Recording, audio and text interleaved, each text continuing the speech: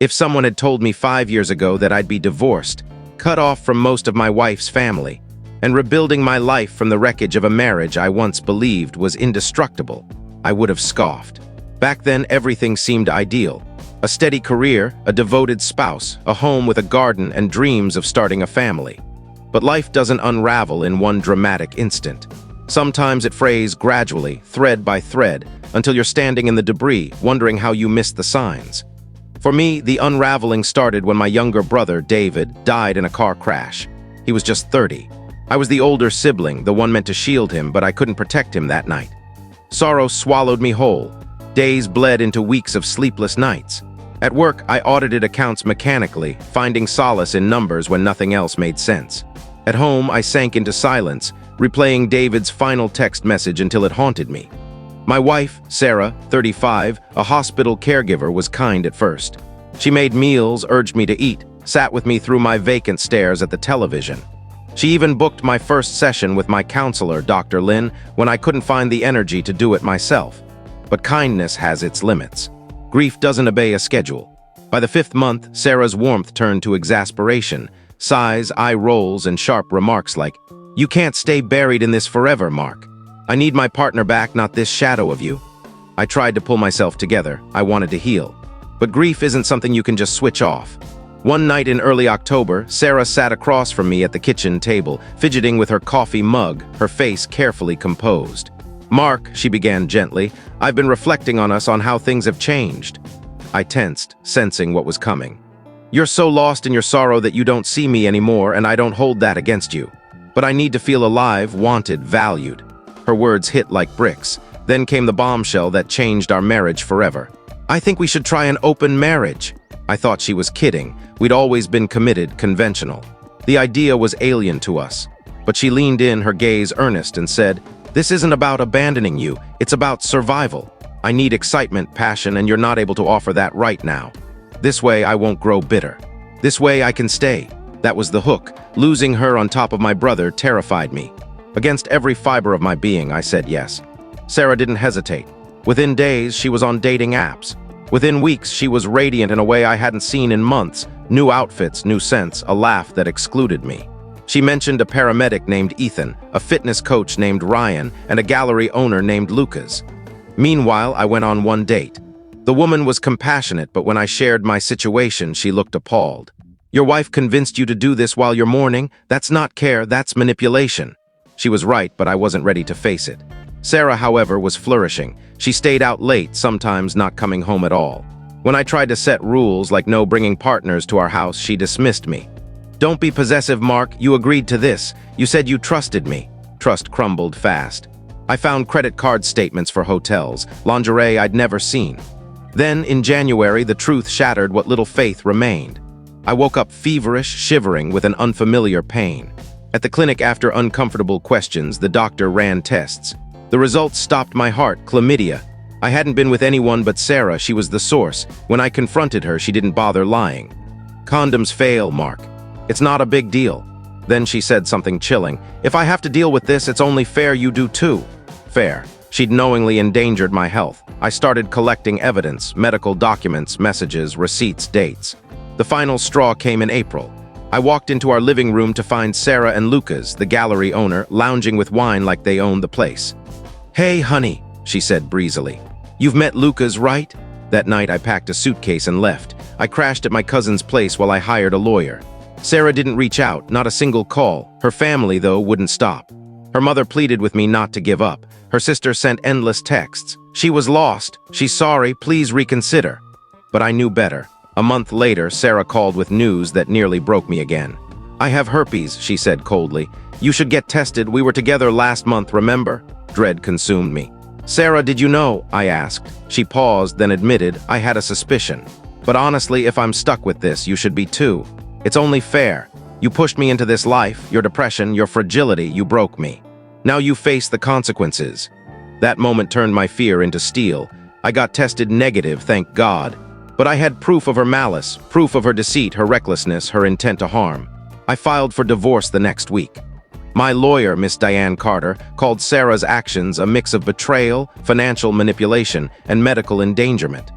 She said my evidence would secure my freedom and protect me legally. Sarah's family kept pleading, "She's remorseful, she'll change, please, Mark." When Sarah received the divorce papers, she called within minutes. "Mark, what is this?" Her voice was sharp, panicked, and angry. "It's what you forced me into," I said evenly. "I'm done living like this." "You can't just leave," she snapped. "We have a life together, everything we've built. You're throwing it away because you're too weak to handle reality." "Reality?" I nearly laughed.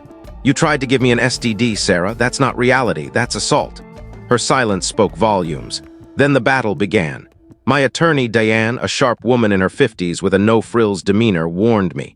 "Mark, Sarah's going to fight dirty. People like her always do. But you've got evidence. We'll use it." Sarah's response was predictable. She accused me of neglect, emotional abuse, and being too unstable for marriage. "She's crafting a story," Diane explained. "She'll paint your grief as cruelty, but we'll tear it apart." Seeing those words, unstable, unfit, abusive, in legal documents hurt deeply. Sarah's family escalated their attacks. Her mother, Ellen, called sobbing, begging me not to ruin her daughter's name. Her father, Thomas, accused me of abandoning her in her time of need. Her brother, Matt, showed up at my door, furious. "You're ruining her, Mark," he growled. "You don't ditch your wife when things get hard. That's not what marriage means." I looked at him, drained. "She ruined this marriage, Matt, not me. Ask her about the men she's been with."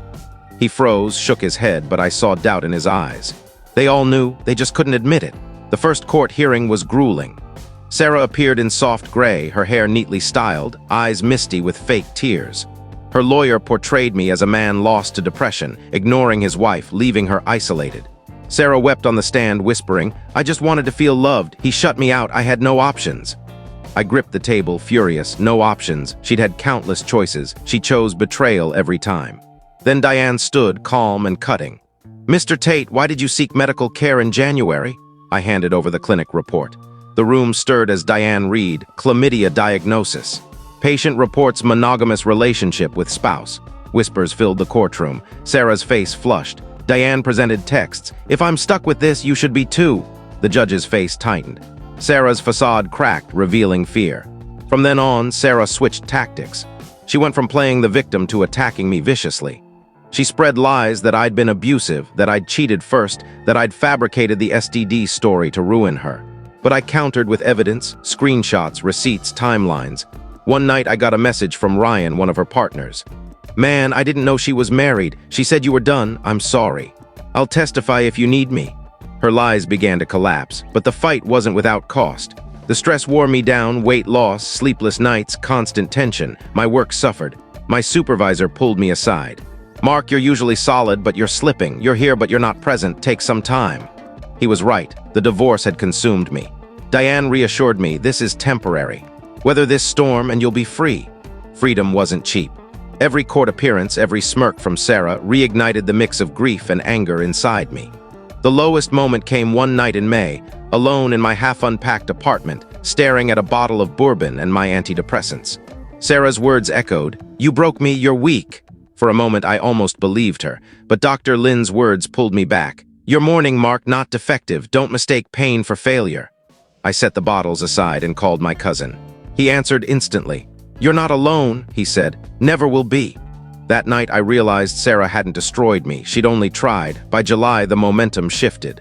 Diane's team exposed thousands Sarah had spent from our shared account on hotels, dinners, and gifts for her lovers. We summoned Lucas, who admitted Sarah had called me her ex-husband long before the divorce began. The judge awarded me temporary control of the house, citing Sarah's reckless conduct. Outside court, Sarah cornered me, her eyes frantic. "You think you've won?" she spat. "I'll never let you go. If I can't have you, no one will." I felt no fear, only pity. She wasn't my wife anymore, just a stranger in her skin. The worst wasn't the legal battles, but the friendships I lost. Our mutual friends, Greg and Lisa, stopped responding. When I bumped into Lisa at the store, she gave me a cold stare. "You should have supported Sarah," she said. "She was lonely. People slip up." "Slip up?" I asked. "She tried to give me an STD, Lisa. That's not a slip, that's malice." She shook her head. "I only hear your side. I don't know what's true." It stung. Some people preferred the easier lie, but others surprised me. My colleague Tim, who I barely knew, started inviting me for drinks, checking in. My landlord, a gruff man named Mr. Walsh, left a note. "You're tougher than you know, son." For every friend I lost, another appeared. And maybe that was enough. Sarah's world was crumbling. Lucas cut her off after she became clingy, showing up at his gallery uninvited. Ryan blocked her. Her reputation in our town was tarnished. People whispered about her affairs, the court evidence, the medical reports. When she realized she'd lost me, she tried one last move: remorse. She left a note on my door. "I'm lost without you. Can we try again? I'll fix everything. Don't throw away our years together." I tossed it in the trash. It wasn't love. Maybe it never was. We had no kids, but Sarah tried to weaponize that too. In court, she claimed she'd always wanted a family, but my depression had stopped her. She said I'd be an unfit parent. Diane objected. "Your Honor, this is irrelevant. There are no children involved.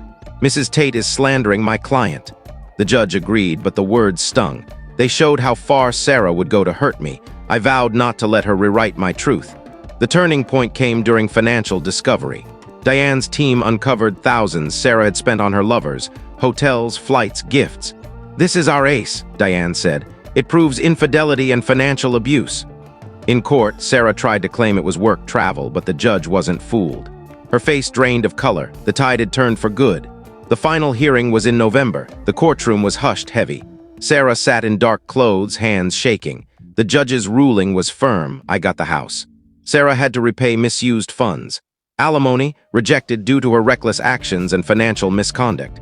Sarah's jaw dropped. She muttered to her lawyer, who shook his head. It was done. When the gavel fell, a burden lifted, one I hadn't known I'd carried for years. Freedom wasn't loud or triumphant. It was quiet. It was walking into my home, knowing it was mine again, not a war zone, not a cage. It was sleeping without fear, learning to cook for myself, sitting in silence without sinking. It was Dr. Lin saying, "You're stronger than you realize." It was enough. Sarah didn't vanish. She showed up at my office once, waiting in the lot. "Mark, please, just listen," she pleaded, tears smudging her mascara. "I messed up. I love you, I always have." I looked at her, the woman who'd mocked my pain, who'd tried to ruin me in court and felt nothing. "You don't love me," I said. "You love control, and you've lost it." I walked away. She didn't follow. Months later, life felt like mine again. I redid the house, new paint, new furniture, my choices. I reconnected with old friends. Some were gone, but the ones who stayed were true. At Tim's birthday party, I met Anna. She wasn't loud or showy like Sarah. She was steady, kind, with a smile that warmed the room. We talked for hours, about movies, places we wanted to see, ideas. My story wasn't finished. Looking back, I don't see myself as the man who was betrayed. I'm the man who endured. Sarah tried to break me, but she only shattered the illusion I'd lived in. When I left that courtroom, I didn't just leave her. I left the weakest version of myself behind. I'm not the man who pleaded for her to stay. I'm the man who learned to walk away.